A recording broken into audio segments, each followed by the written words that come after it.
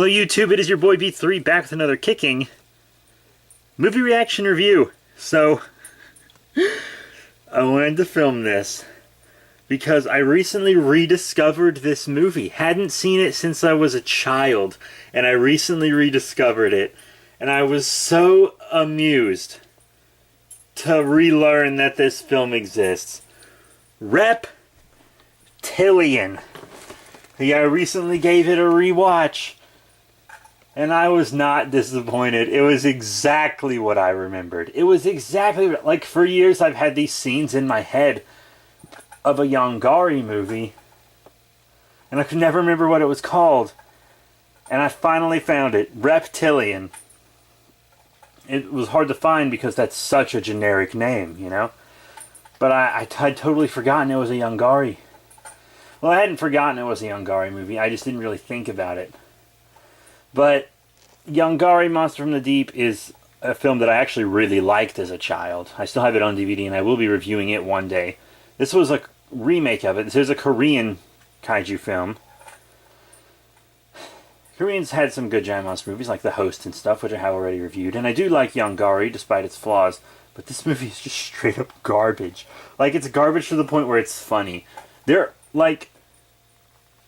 there are Asylum movies better than this film, and it actually had what I was watching lots of behind the scenes videos about it, like factoid videos, to get ready for this review after I rewatched the film.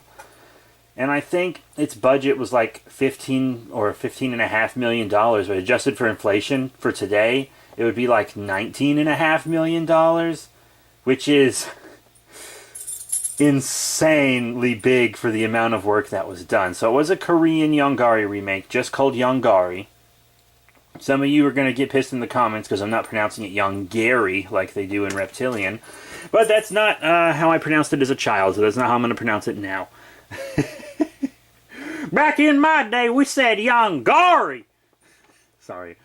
But it's like from the 90s, early 2000s, and it has multiple versions. There's like the Korean version, but they also made it for American audiences, right? So it has like American actors who are all terrible, but in some of their defense, the lines and direction are also so bad that like Tom Hanks couldn't have done well in this movie. It was awful. Like, they speak in a way that makes it seem like English isn't their first language, but English is the first language of all the actors. The plot doesn't make sense, and the effects are shitty. I've only seen one of the, like, 3 versions, because then there's the version that was slightly retooled and then released in America, and then there's another, like, version from, like, 2001 or something that was updated with, like, new scenes, and they made the CGI better. They, quote-unquote, improved the CGI. And that's the only one I've seen is the quote-unquote improved version, where they added this awful jetpack scene with some of the worst dialogue I've ever heard, some of the worst special effects I've ever seen. And I'm writing a very low-budget Toku kaiju practical effects show right now, and I guarantee it's going to be better than fucking Reptilian, dude.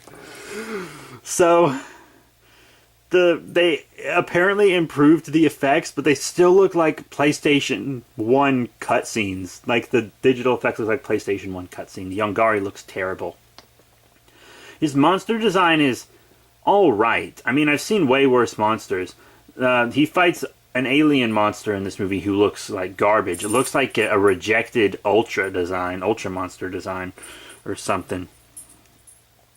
And I think it's called Cryorg, something like that. I literally just read the Wikizilla to prepare for this review, and I've already forgotten the name. That's how not interesting it is.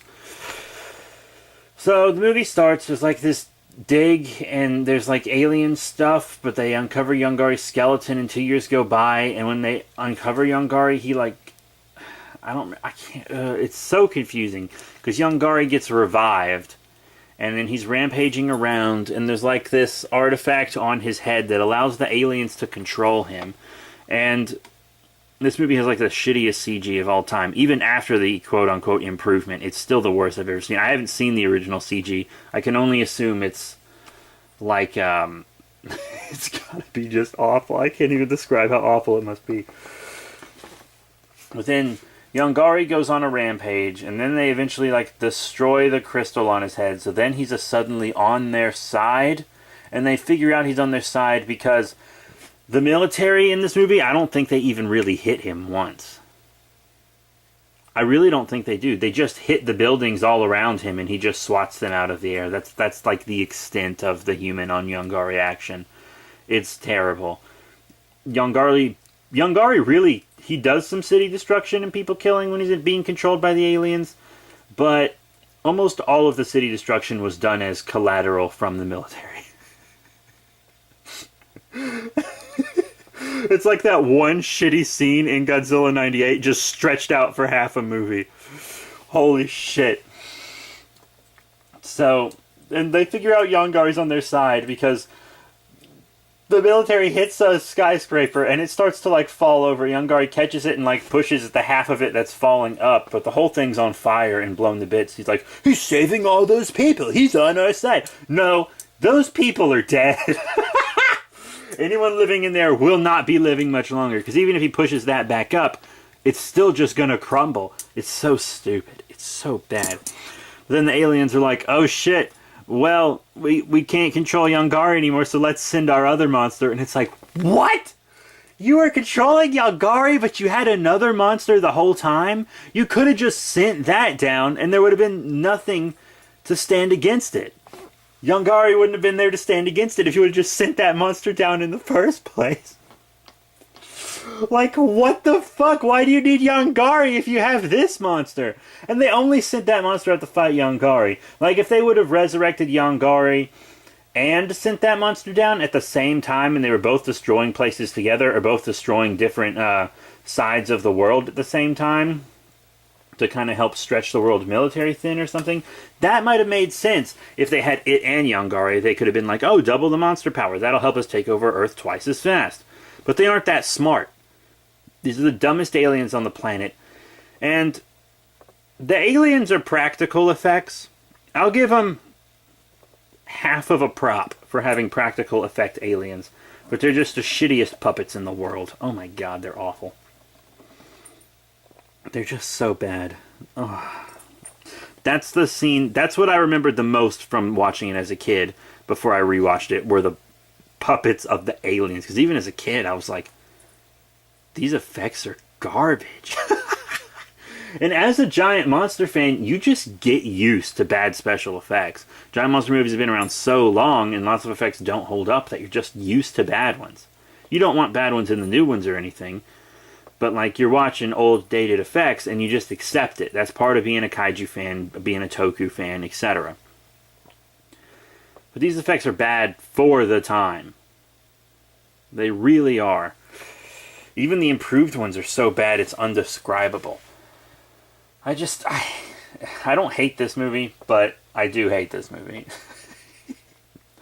So Yongari has to fight this, like, bad cyborg monster. And it's not even a good fight. You know, Yongari wins, but it's like not a good win. You're not rooting for Yongari in this movie because you just don't care. You're like, honestly, all the humans are so stupid they could just die and I wouldn't give a shit. The aliens could win in this movie and I would have been fine. I would have been like, sure, makes sense. Everyone's dumb. Everyone is dumb. Everyone's so dumb. So I was also looking at some other behind the scenes stuff, and like the American like poster and cover for the film is like a straight up rip off of the 1998 Godzilla one, which is crazy. Ugh, but because that wasn't a good movie either. And then this was like you know, all those companies that, like the Asylum and etc., that make those knockoff movies when movies go to theaters. This feels like a knockoff movie, but it's a remake of a Korean kaiju film that I will review if you're interested. I haven't rewatched it in years, so it'd be nice to revisit it. But I hadn't seen this one in even longer. But I'm glad I ran into it. I'm glad I was able to watch it again. This is not the type of movie you watch by yourself because it's just a waste of time. This is the type of movie that you watch with your friends so that you can make fun of it and laugh at it. My friends and I used to buy bad movies for like $5 at Movie Stop and Walmart just so we could watch them and make fun of them. And I kind of miss those days when we all didn't live in different towns and didn't have lives. And we could just do that every weekend. I miss those times. But that's enough about me not having any friends. This movie is bad, but it's so bad it's funny. Not so bad it's good, but it's so bad it's funny.